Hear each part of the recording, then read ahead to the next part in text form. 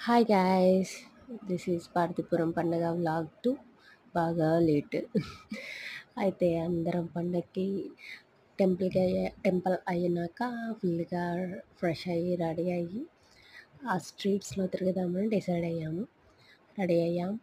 ఆ, ఎగ్జాక్ట్గా ఈ ఆపోజిట్లో మా హౌస్ ఉంటుంది. సో అక్కడ నుండి స్టార్ట్ చేసాము. స్ట్రీట్ లైటింగ్ చూసారా, ఈ full on end of the street వరకు ఇలానే ఉంటుంది. This is the main road actually.